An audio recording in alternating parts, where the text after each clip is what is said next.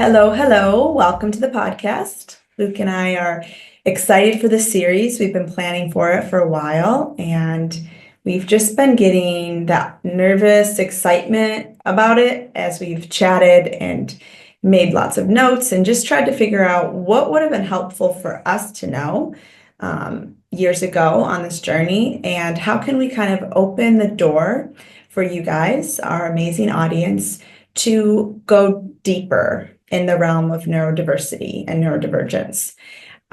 So that's our goal. We have 3 episodes that we are planning to bring to you. And this very first one will be kind of putting terms and explanations and an understanding out for you to then plug into and go deeper. And we're also going to share some of our story. So with that, I'll hand the mic over to our guest of honor, Luke, and he can start with his story.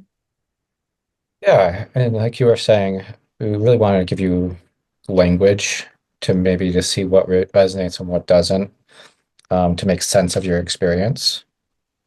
Uh, wh- where I'm at today, looking back, I wish I had some of this language and understanding.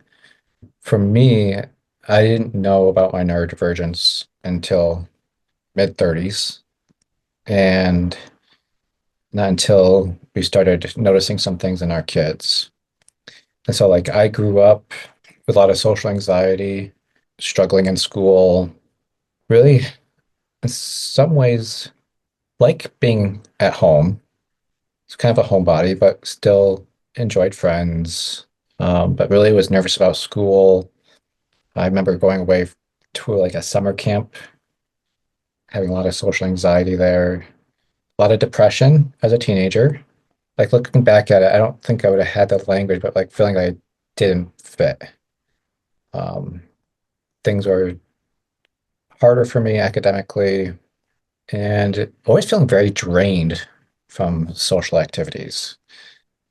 So I always thought I was an introvert. I felt a lot of shame of being an introvert because I knew extroverts were kind of the life of the party. And so I felt a lot of shame about being an introvert. Then, like, I didn't really want to like big crowds, going to big parties. In college, I didn't like going to the college get-togethers, the introductions. I just thought I was just an introvert. I want to add, because I knew Luke at this time. We met when we were really young. We started dating when we were 15 and 16.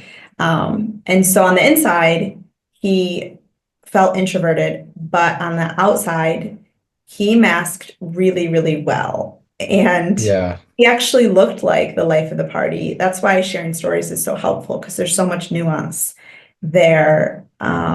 He was funny, he was a jock, he was always cracking jokes and getting people like riled up to have fun in certain safe settings, which happened to be our church and youth group and those type of events. yeah, That part is true of you too. yeah. And I now understand that as masking. I masked really well. I think that's also my personality within safety and smaller groups. Um, I can be a lot of more of that fun side can come out. Um, but like at college and stuff, there wasn't a lot of safety, a lot of connection. And so I kind of just shrunk in and I just thought I was an introvert. Looking back on it, I now realize there was a lot more going on. And we got married young and we were great friends. We had kids young. And so I had no idea why relationship was so hard, why I would get frustrated with Lauren when she would have invite friends over after a long day of work, or make plans without giving me like quote unquote enough of a heads up. Um, Change plans. what's that? Or change plans, yeah. And as the kids got older, as they started getting more interactive and louder, I couldn't understand why I struggled so much being around the noise. So as our kids were getting older, we started noticing some of their struggles and thought we need to look into some of the diagnoses to see if what's going on there so that we can help them. And as we were exploring those, I started realizing that I resonated with us and that I think I need to also pursue that as a diagnosis. And I did. And that started a journey with me of looking at my experience through a different lens. And through that last 6, 7 years or so of learning more about neurodivergence look like, how much it doesn't just affect one area, but kind of your whole experience and lens of how you see the world. I've started to learn more and more and resonating more and more of a neurodivergent experience, which has really been very helpful to have a language that made sense to what my experience was.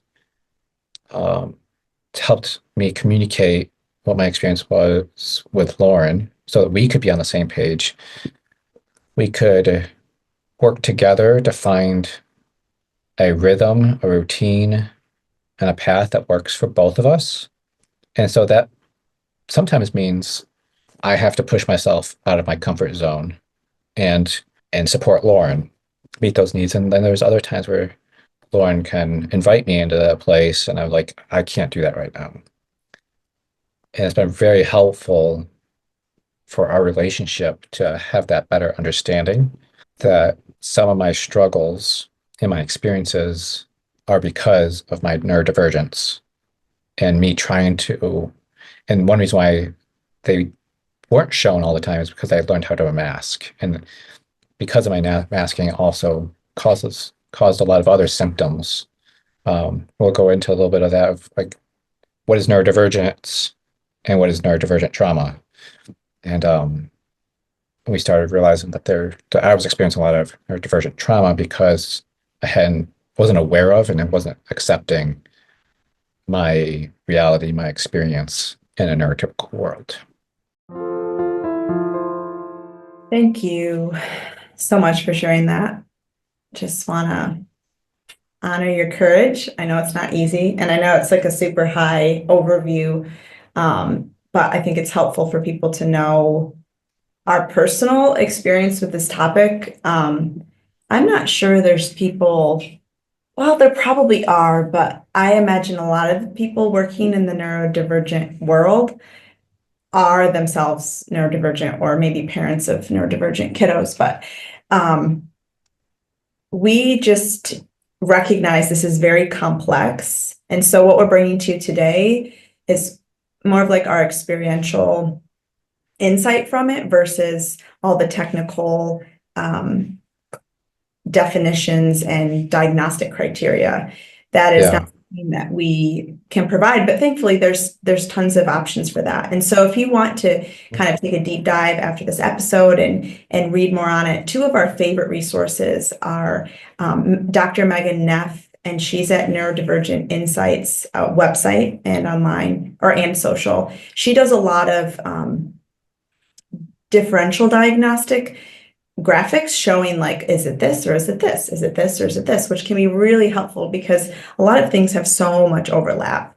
And she herself is ADHD. So what we're talking about today is primarily ADHD, autism, and ADHD, which is the combination of autism and ADHD, which is a really common combo. And then everything that falls under those kind of big neurotypes. There's other types of neurodivergence, but we're going to focus primarily on those in this conversation. So Dr. Megan Neff, she's amazing, also has a great podcast with Patrick Casile.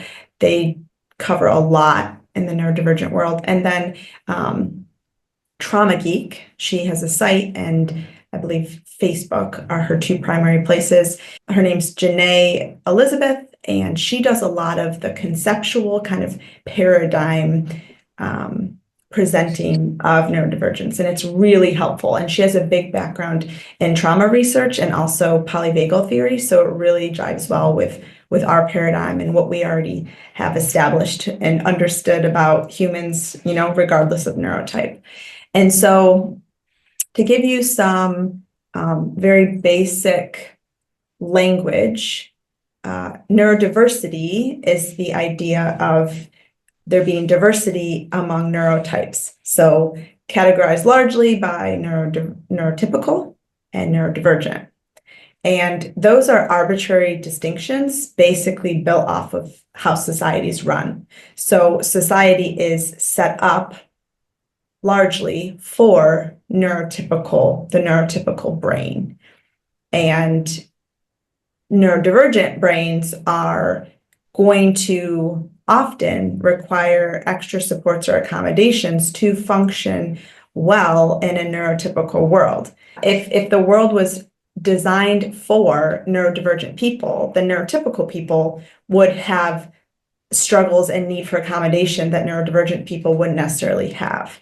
So the idea in this paradigm, in this understanding, is there's no one right brain. There's no one right model. The neurotypical brain has been the normative model. And people have, everything has been created around that. Relationship expectations, school expectations, work, even research has been built around the neurotypical brain, but that doesn't mean that it's the right brain or even the most common brain. No one really knows how the world is broken up, if it's 60-40, 70-30, 50-50. There's a lot of neurodivergent folks listening and in this world, and there's a lot of neurotypicals. And the goal is to learn to understand, largely it's a social justice model also, because the neurotypical folks often need to do a lot more work to understand the neurodivergent brain and world, because neurodivergent people have been studying the neurotypical world and how to belong in it since they were born. So it requires a lot of willingness on behalf of neurotypicals like myself to try to understand a world that I haven't had to navigate, maneuver, understand, but my husband has. And I'm really thankful for how much he's let me into that, because I've learned so much and it's helped me so much support and raise our neurodivergent kids. So there's a lot of theories on this. It's an ever-evolving field. Neurodivergent people aren't new, but the understanding of them is new. And so it's pretty clear to most folks that that neurodivergence is a combination of nature and nurture, just like neurotypicality is, or any other way of being. So genes are very much behind the development of ADHD or autism. They are neurotypes, meaning they are not pathologies. They are the hard wiring of a person's body from birth. And then the nurture on top of the genes impacts so much. So this is like, we talk a lot about story. This is how our stories influence us, whether we're neurotypical or neurodivergent, into what we develop into, in another level, which obviously interacts and interplays with our neurotype. So there's nature, our neurotype. Everyone has a neurotype, whether you're neurodivergent or neurotypical. And then nurture, our story and our attachment figures and our life trauma that interact. And so the same thing is true with a neurodivergent person. And I think having this conversation is important because of the shame that can come from a neurodivergent person's experience. Especially if you haven't been diagnosed or aren't aware of your neurodivergence. There can be a lot of shame and frustration that, why can't I just do better? Why can't I be more motivated, be more efficient? Why am I sensitive? Why do I get hurt so easily? Why have I overwhelmed so much? Why am I so tired? And there can be, and when you're a neurodivergent person in a neurotypical world, you look around and you see everybody, all the neurotypical people succeeding, handling life so well, and you feel so much shame of, like, why can't I do that? And people our age and older, there's a high likelihood that you may not be diagnosed, because when we were kids and before that, there was a lot of stigmatism and neurodivergence, and so or lack of awareness, uh, and so it's very possible and common that you weren't diagnosed if you're around our age in your 30s, mid 30s, and older.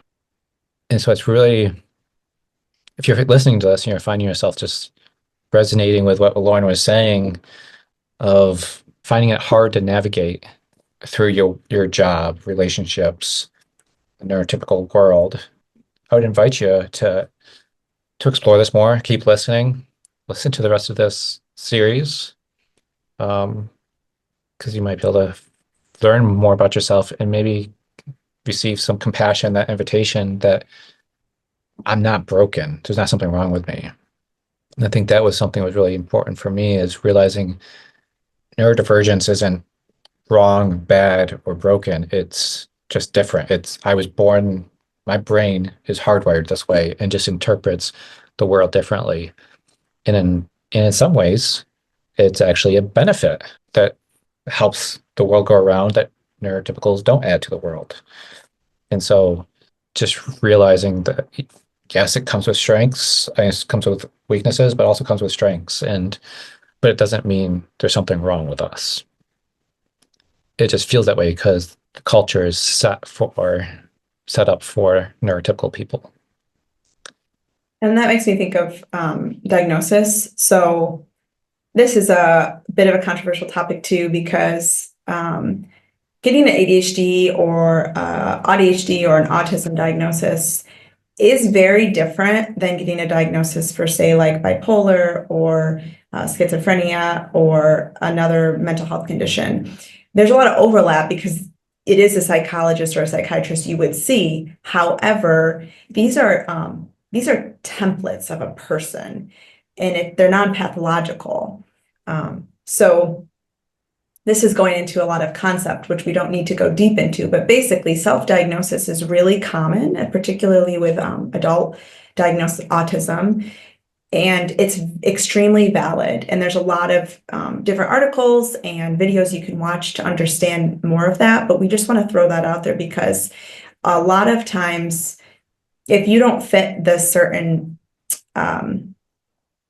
characterization of diagnostic criteria that a clinician is used, that's maybe not updated enough or that's not informed enough from actual autistic people, they're going to potentially miss out on giving you an accurate diagnosis. Potentially, there's many experts that would not, that are very good in this field. But that's hard to find. It can be cost prohibitive, and some people don't feel that they need it. Autism itself is not something that you take medication for, or that there's a medication for. Other parts of under the autism umbrella, potentially of anxiety or ADHD or OCD, those things could need medication, which you would then need a diagnosis and a clinician for. However, autism doesn't require that. And because it is a neurotype, you know yourself best. We can research and understand our neurotype as well as better than any clinician. So we just want to let people know that self-diagnosis is common and is extremely valid and is an option for you. Also, following up with a specialist in the field of neurodivergence is also a great option. Especially if you're needing some supports or trying to navigate getting supports. And like Lauren was saying, a lot of times we have a stereotype of what neurodivergence looks like as well. For like ADHD, it's like, oh, I can focus. It's like, so I don't have ADHD. And just realizing that ADHD is not whether I can focus or not, or whether I fidget or not. It really does affect many, many, if not all parts of your life. And with autism, there's 3 levels of autism: level 1, 2, and 3. Level 1 is minimal support, 2 significant support, and 3 very significant. And so the same thing with autism, we have our stereotypes of what autism looks like, and it's like, oh, I don't fit that stereotype. But again, autism, when you met one autistic person, you've met one autistic person, is what they say. It is very varied, and there's a reason why they call it a spectrum, because there's lots of variety in the different characteristics of autism. You can, like, socially, it could be you could be strong in, and in another area you struggle more in, or vice versa. And so you can't really just look at it and say, "Oh, that's not me." It's really doing your research and understanding that, again, it's a neurotype. It's how you engage relationally, how you interpret relationships, how you engage with groups, senses, noises, textures, how you learn. And there's just so much. But as you're listening, as we're talking, just keep an open mind of what you have, your preconceived notions, and what we're talking about. So yeah, let's get into some of the specific features of neurodivergence, and we'll just emphasize again, Luke just kind of showed there's so much variety and variation. We'll emphasize also, if there's not, oh, I don't relate to that feature or that trait, we're just going to throw out some common features that we see here in our work with clients and in our family life and our own experience to shed some light on some specifics, because it's easy to talk, or we might get lost in the abstract conceptual language of all this, but the specifics can really help narrow down and give you language, like Luke said earlier. So Yeah. let's start with RSD. Tell us about that. Yeah. So RSD stands for rejection sensitivity dysphoria. And so what this is when a neurodivergent person, nobody likes rejection. Everybody gets hurt by rejection. But with RSD, it's not just rejection, it's perceived rejection, anticipated rejection. And you'll feel it at a very deep level, read into meaning and give meaning to people's behaviors. So it could be like you find out that friends went out to eat without you, and you all of a sudden you're like, oh my gosh, they don't like me anymore. I can't believe that they have moved on from me. Or it could be a partner gives some feedback of something that you could do differently. And it's like, that's not just feedback. You are attacking my essence. You're attacking who I am. So this is like an area where it's been really helpful to understand, because I have struggled with RSD our entire relationship and didn't know what it was. There's been so many arguments, situations where I couldn't understand why Lauren would say something so mean to me, or why she would get so mad at me, or be so harsh. And it wasn't she was being harsh. It was, I perceived that she was rejecting what I felt like was a like part of me. It was, and she was telling me I was bad, I was wrong, I was broken, I wasn't good enough. And she wasn't saying that, but I perceived that if that's what her experience, then that must mean she's rejecting me and I'm bad. And so this can look many different ways. Sometimes it's just that you internalize it and it's like, oh my gosh, I can't believe they don't like me. And you kind of just pull away from relationships. But it could be you hear something somebody says and you're just bawling and you're just weeping and crying and just broken and just like, I can't believe this person doesn't care about me anymore. And so we can internalize it. It kind of look very differently than somebody that externalizes it and feels You those forgot emotions. another big externalization would be like to bite back and be defensive. That was your favorite. So sometimes you would avoid and pull back and not share that it was hurtful. And then just let that go on replay in your mind. But oftentimes you would be Yeah. defensive, and it was like you didn't even know why you were so defensive, but it felt very deep and very real. which then I'd get more defensive, and then we'd go back and forth, Yeah. back and forth. And our conflict really stemmed so much from Luke's RSD with my insensitivity. So someone with Yes. RSD, if you're with them, you want to be sensitive and aware that they genuinely are going to feel that sense of rejection 10 times more than you. Yeah, I think that's a really good point of, again, it can also be defensiveness or fighting back out of that. Like anger is a secondary emotion caused by hurt, fear, or sadness. And when you would say something, it hurt me, and I didn't want that to be true or you to see me that way. So I would fight. And that same dynamic can be caused by lots of different things, Right. but there's a uniqueness to RSD. Right. And That might be a good time to add like the trauma component to this and how complicated this all is.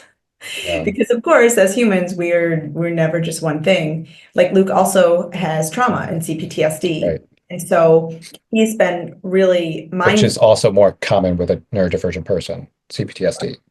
Some people say there's not really a neurodivergent person without CPTSD, which is Yeah, incredibly breaking.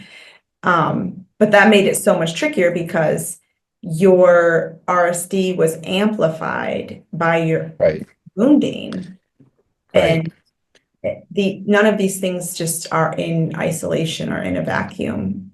And that, yeah, that is what's so tricky is it's not like trauma causes my RSD or RSD caused my trauma. It's like my trauma happened and I have RSD and they heighten each other. Does that mean other people who don't have RSD don't experience trauma hard? No, that's not what we're saying.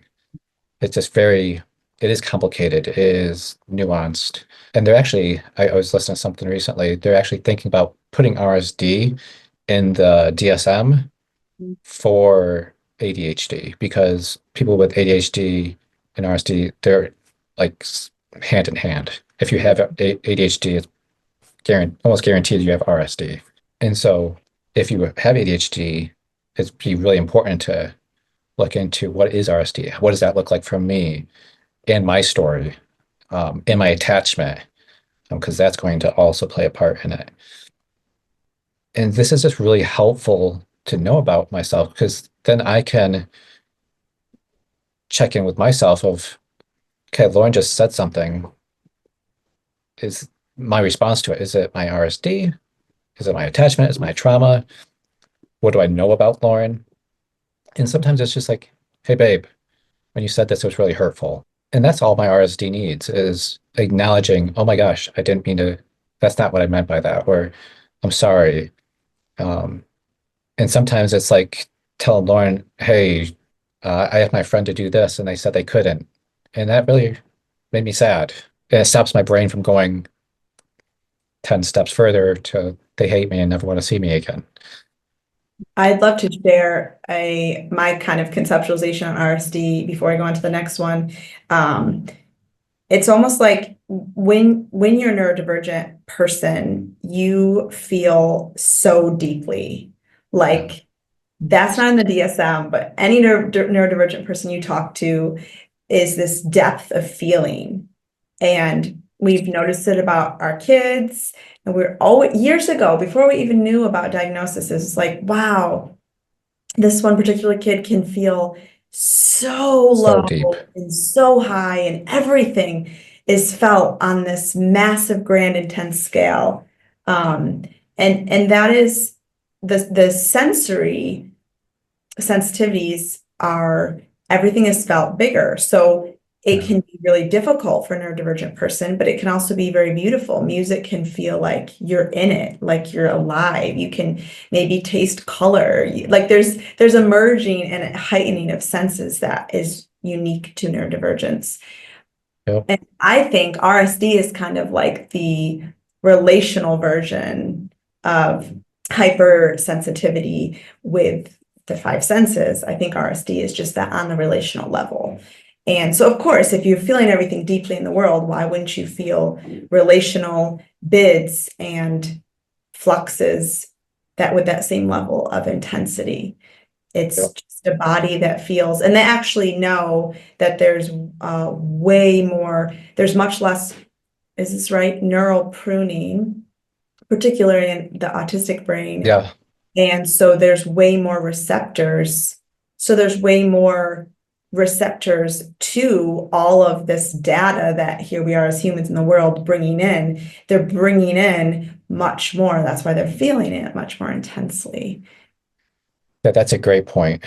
That there's actually a reason why that Right. brain is taking it has that sensitivity to rejection, has that sensitivity to smells or sense or texture or sound, is their brain is actually receiving more of that information than a neurotypical brain would, because they're not pruning it as the brain's not pruning it as quickly, which also gives them, you said, sensitivity in that positive way as well.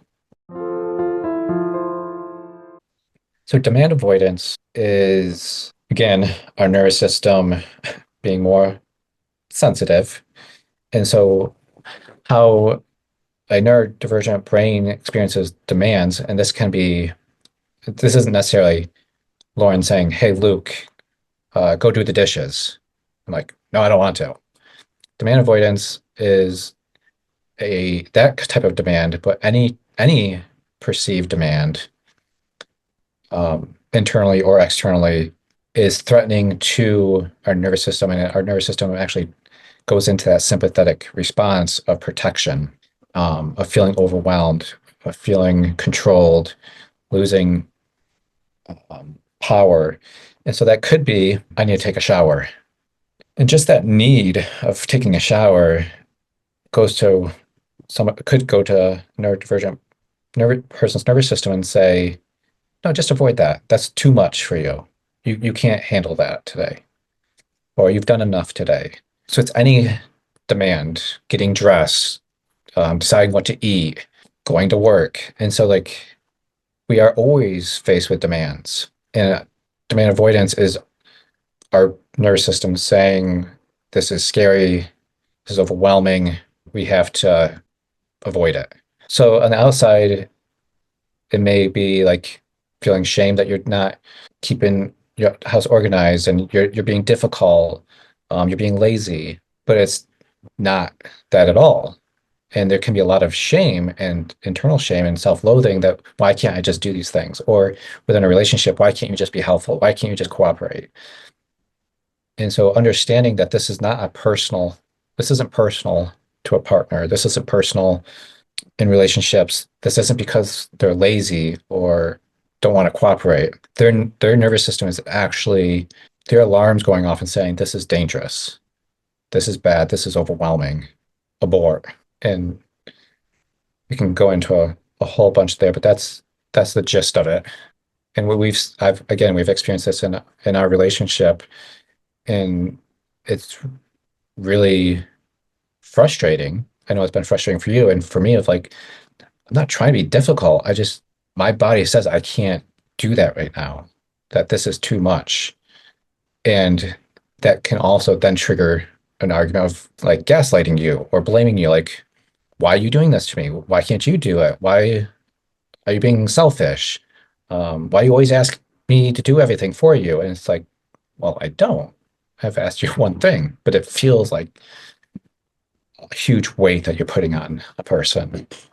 And to be able to be aware of that and be able to talk about that Mhm. is really helpful, Yeah. so that you don't feel shame, but also so you can maybe lean into it and realize, okay, this is just my demand avoidance. Yeah. This isn't, my body's seeing this as a huge boulder. If I can take a step back, Mhm. it might not be that overwhelming. Mhm. Yeah, like negotiation can happen if there's awareness. Hmm. Yeah, and there's uh, another neurotype, a subtype of autism called PDA, which stands for pathological demand avoidance, and the new term, which is much more supportive of a name, is pervasive drive for autonomy, PDA. And that is what Luke's talking about, the demand avoidance. but taken to a whole another level. And again, it is a hardwiring, it is a neurotype that people, children, teens, and adults are born with, and then goes on to impact them dramatically. So you can look into that if that's ringing any bells for you. But basically, it's a constant state of nervous system activation towards any person or any demand for anything, even down to in childhood, especially, you'll see it pronounced basic things like toileting, eating, school, dressing, and it can create massive, massive chaos in homes and in people's lives who have PDA, who have that neurotype. But there are ways to accommodate and to support people with that neurotype so that they can thrive as well. And giving them lots of autonomy and choice and equality is really important.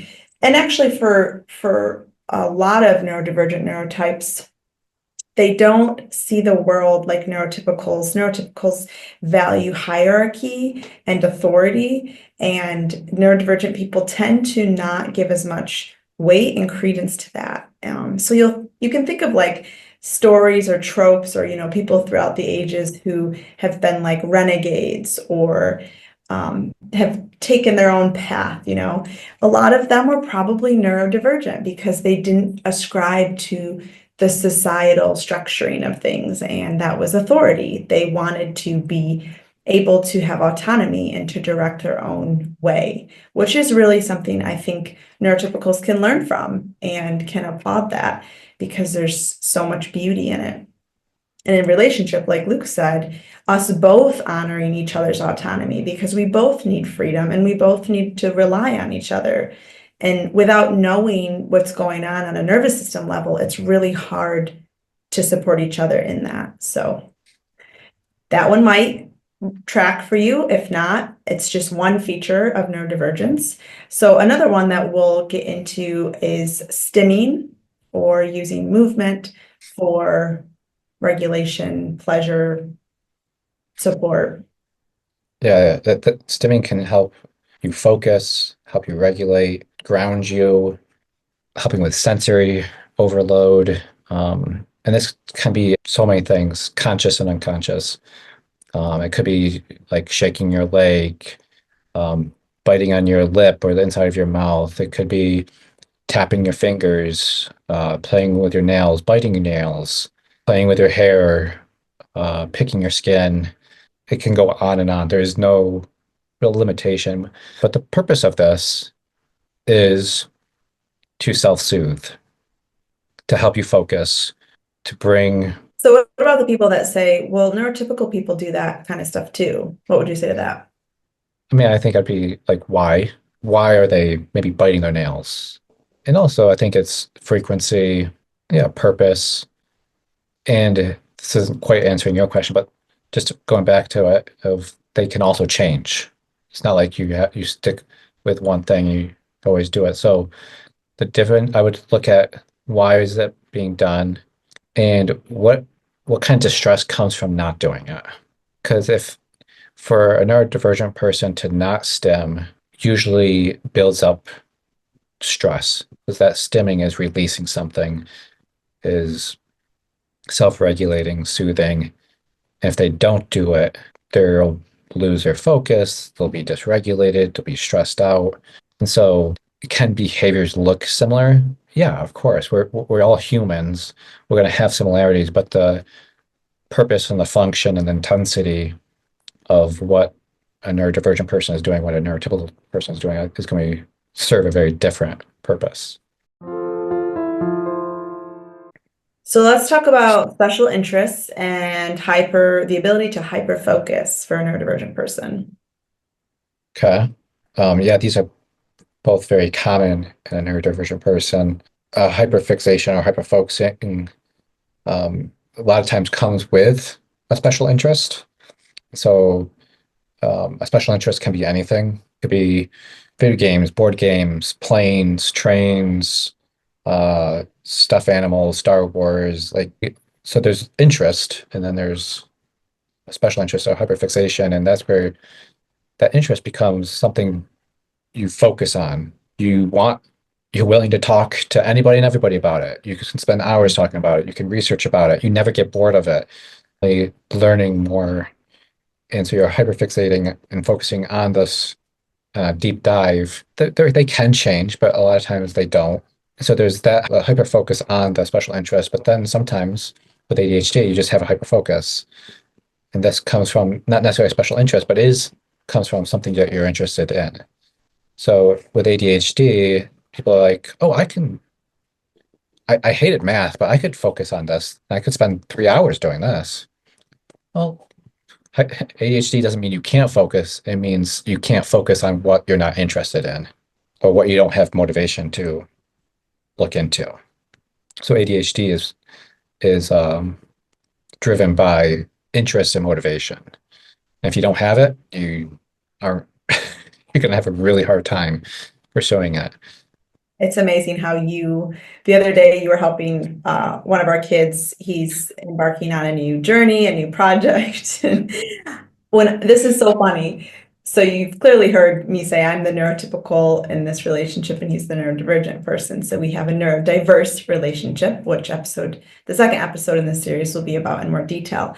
But it's when there's something that I know has multiple it's just going to be complicated, and like my brain's going to be like, not interested, don't want to do it, which again doesn't really sound, there's so much complexity in this because he can tap into the superpower of hyperfixation.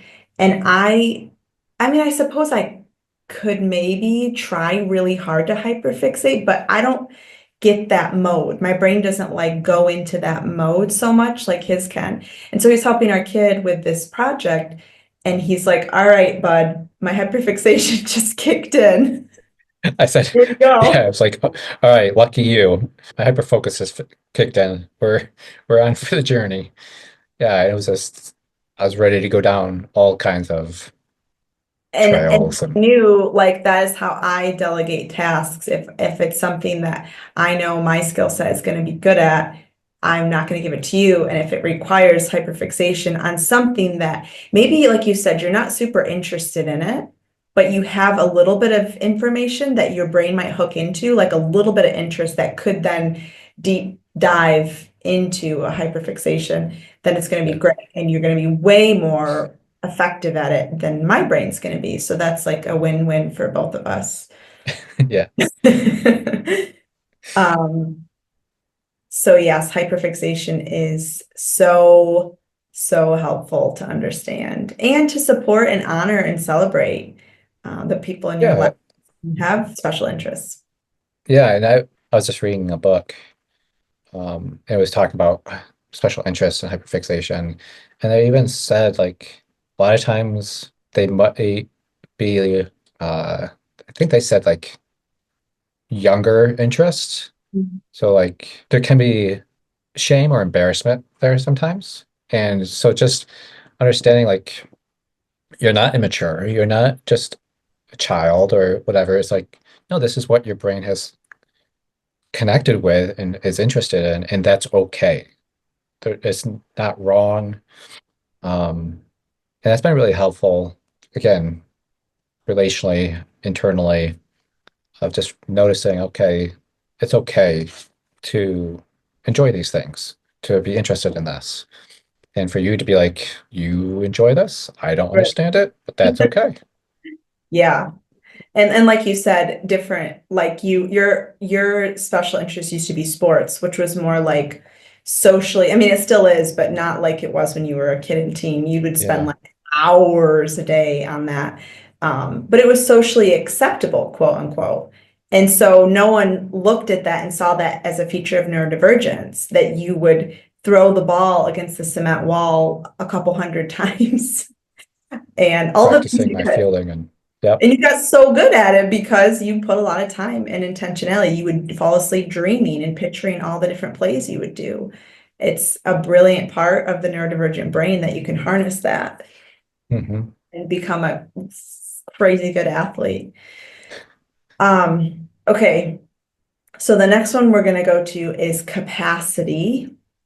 And we're going to actually steal a term from the Enneagram, if you guys are familiar with that. Enneagram fives, we've always said Enneagram fives are totally neurodivergent. Like never met an Enneagram five who's not. Um, but the term they use for their level of energy regulation is catastrophic depletion, the fear of catastrophic depletion. And we feel we're just going to borrow that term and bring that into the neurodivergent world because catastrophic depletion really fits a lot of neurodivergent experiences. Yeah, neurodivergent people do have a fear of catastrophic depletion and feel depleted a lot. And it goes back to being that your nervous system being sensitive, your brain not pruning all the receptors. A neurodivergent brain and body is taking on, I heard, I don't remember, they didn't specify whether it was sitting down active, but they were saying neurodivergent brain takes in 40% more information than a neurotypical person. And so with that, our brains are processing more, whether it's noises, we're hearing it at more intensity. Um, so that's wearing us down. Textures, maybe our body is processing those textures and stress from it. Smells, taste. So Oh, it's all, our bodies are taking in all of that information and trying to make sense of it, process it. And whereas a neurotypical brain does prune those things and so is able to say, oh, this isn't information we need to know. Let it go. Oh, this isn't important. Let it go. But neurodivergent brain, because they don't prune it, is going to hear that air conditioner and say, is this important? Let's make sure it's not. Um, the difference of the light, is this important? That conversation or those sick conversations that are being had around you, are any of those important? And we're just constantly bring those in and trying to process it and figure out if there's meaning. And that is exhausting. And so there is more shame there when a person isn't a neurodivergent person isn't able to be as efficient, as productive as a partner or a friend or a colleague. They feel very lazy and have a lot of shame, but it's not because they're lazy. It's not because they're bad. It's not because they're not necessarily managing their time well. A lot of times it's because their body is doing so much, even when they're not doing a lot, that they get drained more. which can Yeah. lead to ADHD burnout or autistic burnout. Um, and a helpful, if you've heard of allostatic load and this idea of like the cumulative wear and tear on the body, you think of like a big bucket and the little drops of water go into it every day, building this cumulative wear and tear on the body. We would propose that a neurodivergent person may have, 30 to 40% of their bucket already filled up, where a neurotypical person might have 3 to 5%. Totally just making those statistics up or those numbers up. But basically this idea, because of everything Luke just explained, with all of the sensory and thought input that they're continually processing, it leads to a higher allostatic load. And all the research on allostatic load shows poor mental health and physical health outcomes when allostatic load is high, because the body has a buffer system to try to drain the water while it's continuing to be, stuff be added. The body is also trying to help keep homeostasis by draining it. And those are things we do to find support, connection, exercise, beauty, fun, all of the things we do to be healthy help to balance the allostatic load. But when you're a neurodivergent person, it's like the balancing effect takes that much more work, but you're already, quote, catastrophically depleted. So how do you go do all the things that you're supposed to do to be happy and healthy when you don't even have the energy to do the things you have to do? So it's kind of a vicious cycle, which I Yeah. think as a neurotypical, I can have a lot of compassion for.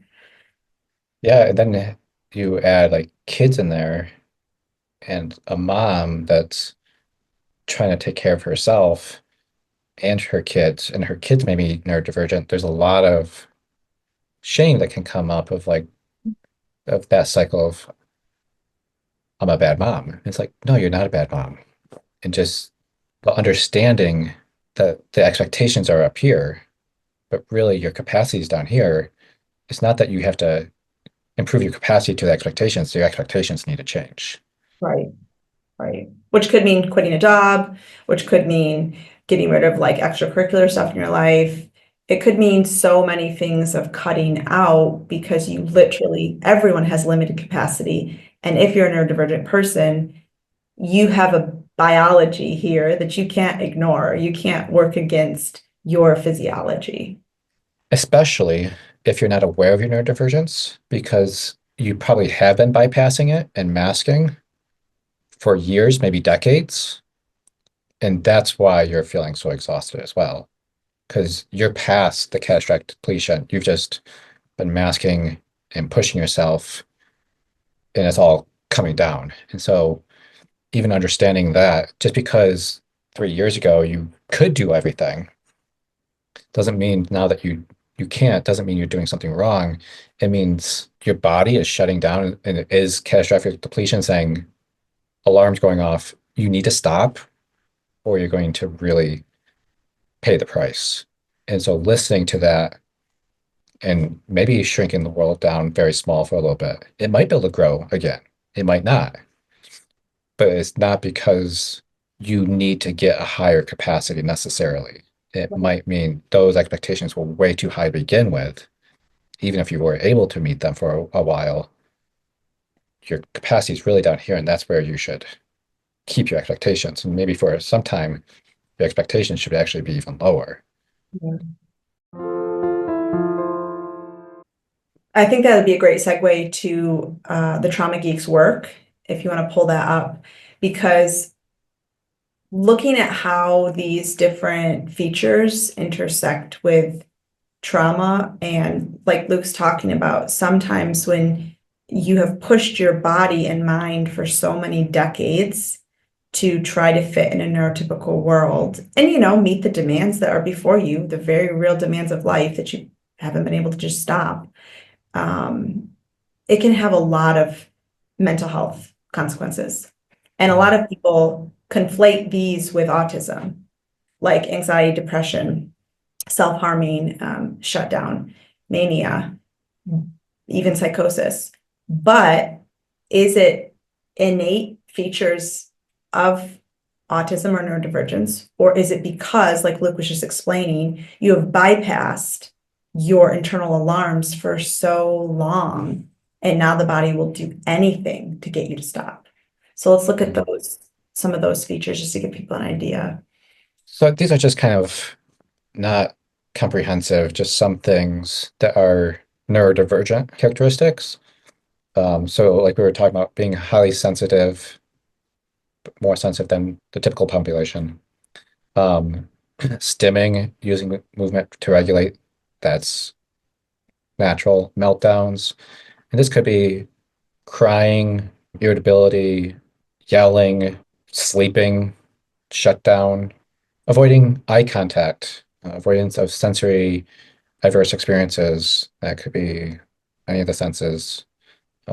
Difficulty with change and transitions. So struggling with change and transitions, that's typical for a neurodivergent person. And having restricted interests. So again, having those special interests or restricted interests, that's innate for a neurodivergent person. Those things in a neurotypical world, a neurodivergent person is going to feel pressure to not use those, to not allow yourself to stim, not to avoid sensory adverse situations, trying to be interested in more than what they're really interested in. And so trauma in a neurodivergent person is going to look like even more sensitive, being hypersensitive beyond their baseline.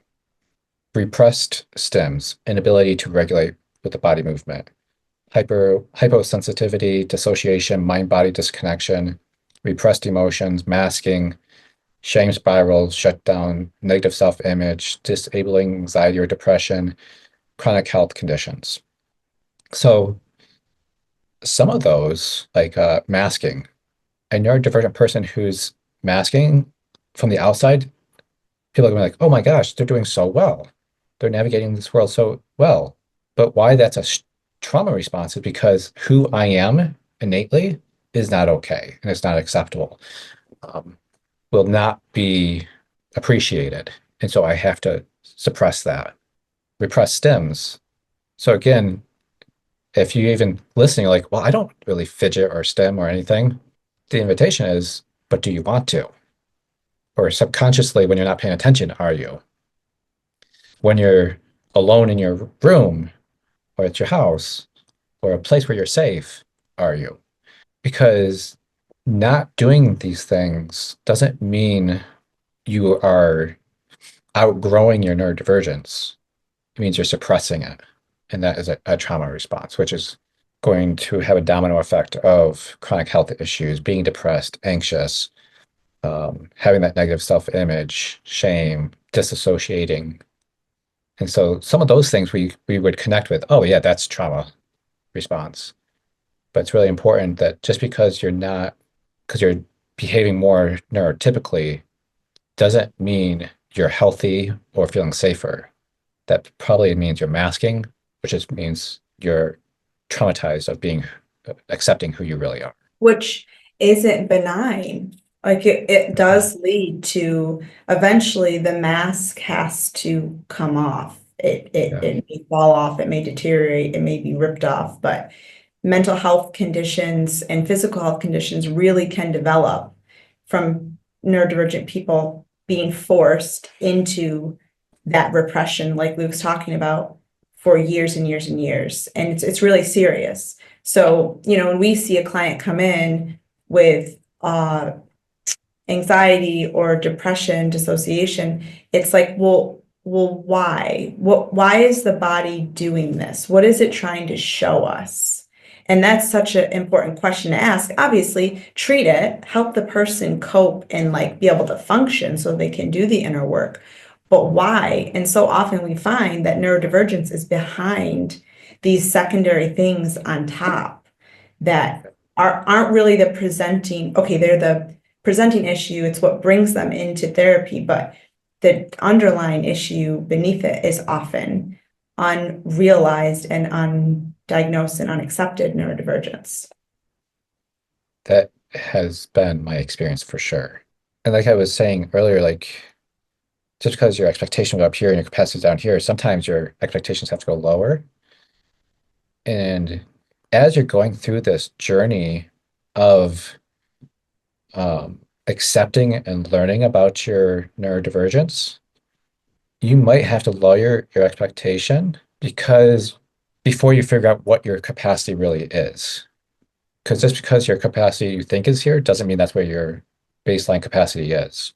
And so there's a reality of as you accept your neurodivergence, there are going to be areas where you might not have as much capacity as you once did. For example, maybe with uh, work effectiveness or proficiency or productivity. For me, when I masked, I had a part of me that really shamed me to always be busy, to always be productive, to always get something done. But as I'm learning more about my neurodivergence, I'm realizing that's also burning me out, causing a lot of anxiety. It's not really making me very productive because my body's exhausted. And so I'm giving myself permission to take more breaks, to take naps, to pace myself better. And so it might look like I'm less productive, and in some ways, maybe I am, but my mental health is actually improving. My enjoyment of life is improving because I don't have that shame of saying, of always telling me I'm bad. That part of me that's trying to help me mask and look typical and not be judged, not stand out, and not feel shame.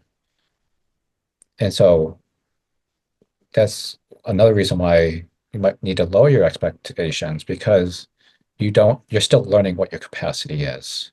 Healing from trauma, as it is going to be hard, difficult, and take time and it'd be exhausting. navigating that with a neurodivergent neurotype, as you can imagine, takes a lot out. In our third episode of this series, we'll talk about healing slash managing slash accommodating, which is a conversation Luke and I have a lot because it's important to have the right expectations of the different things we struggle with. Is this something I need to accept and accommodate for? Is this something that I need to lean into healing and potential resolution of? It's really, really complex. And I think we'll just end with spending a few minutes on how it's not straightforward. Hopefully, you've gained that in this conversation. Which parts are trauma, which parts are our neurotype, and which parts are dysregulation, stemming, from chronic stress or from chronic illness or being in a difficult environment or our unresolved trauma. A lot of these things can have similar behaviors, or not behaviors, symptoms. So in our work, it's very individual, and it's very important to take each story and each person and go into their internal world and figure out, what is this part for you? And how does this part, what is the story behind this RSD part? And what part of it is innate and what part of it is potentially burdened from trauma? And the parts are so wise, and our systems know what everything is. So even though we can't look down and conceptualize every single part of us, our system knows. And thankfully we can figure it out. But it is I don't want to say tedious, it is a process that involves a lot of awareness and curiosity and a slow, steady pace of approaching all these different aspects to us. So Yeah, and a compassionate curiosity, because even as we're learning, different seasons invite adjustments, or new information invites having to adjust again.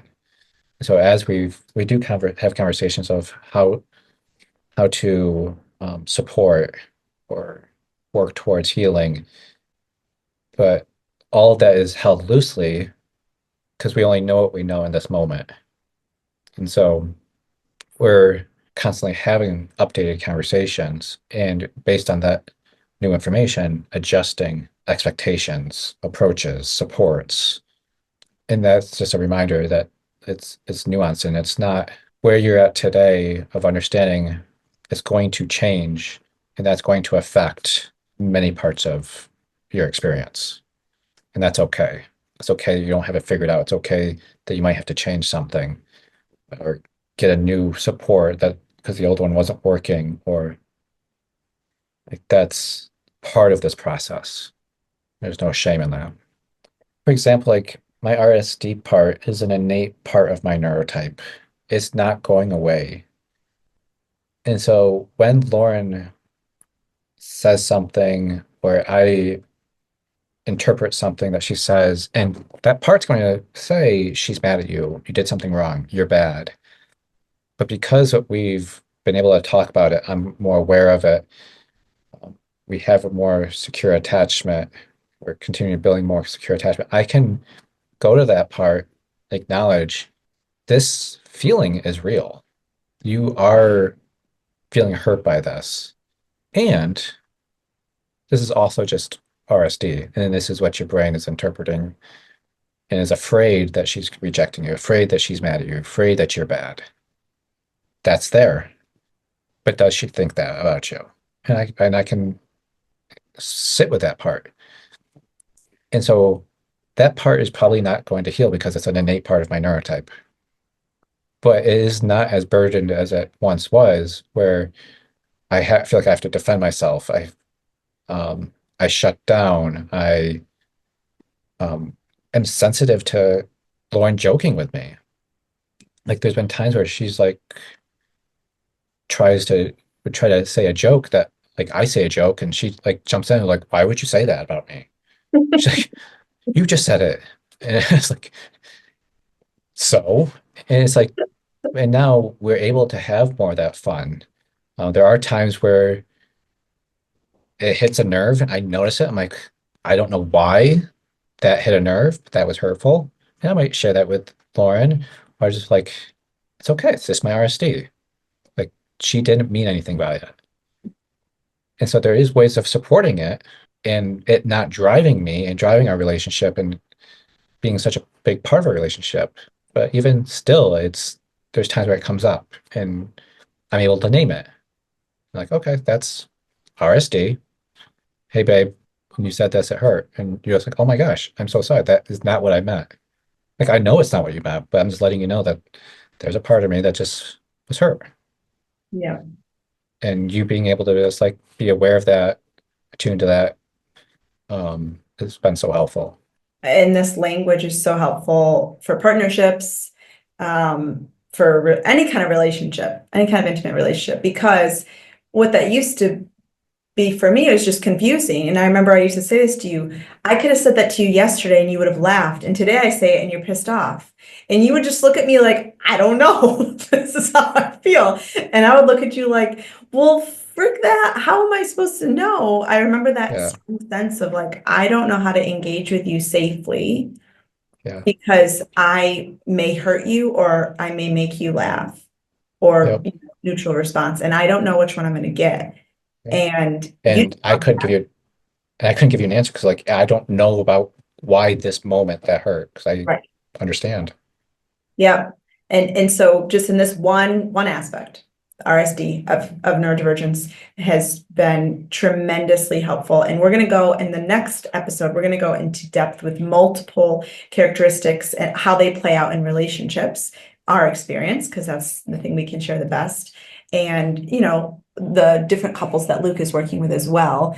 Lots of experience there, but just how these things show up and come alive in the context of a relationship and how there can be so much moving towards one another in our differences and embracing and supporting where that needs to be done and how healing that is for the overall relationship.